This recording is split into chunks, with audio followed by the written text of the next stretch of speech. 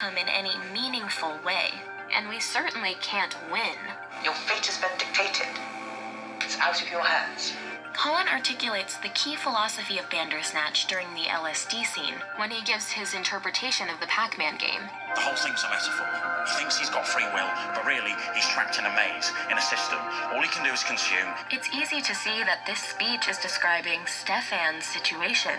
And it's also a greater statement about how, as consumers, we let ourselves be seduced by the illusion of choice into ignoring our impotence in society. But most immediately, the speech is speaking about us, as the players/viewers of this experience.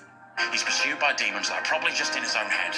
And even if he does manage to escape by slipping out one side of the maze, what happens? He comes right back in the other side. We're the consumers. We're trapped in a hell. And anytime we think we've escaped, we're just thrown back into another part of that hell. So, as with the grimmest of Black Mirror episodes, this Black Mirror event is an experience of total dread. Except it's more unpleasant than the others because we probably start out with some amount of misguided optimism. Thanks to the lighthearted opening choices, the fun of the 80s music, and the novelty of the format. We are Stefan, because we can only watch ourselves assist this grotesque horror unfolding around us.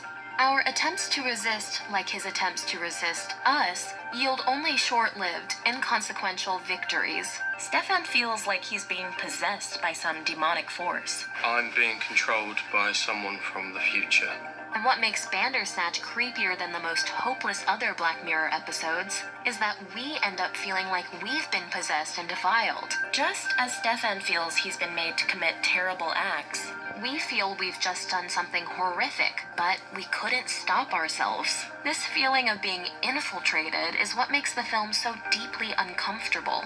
As Brooker said, quote, "Normally if you're watching a linear story, you put yourself in the main character's shoes and forget that you exist. In Bandersnatch, you can't forget that you exist because you are constantly being reminded that there's a device in your hand." And he added, too, that they were trying to make it so, quote, "you would feel responsible for what is happening to him."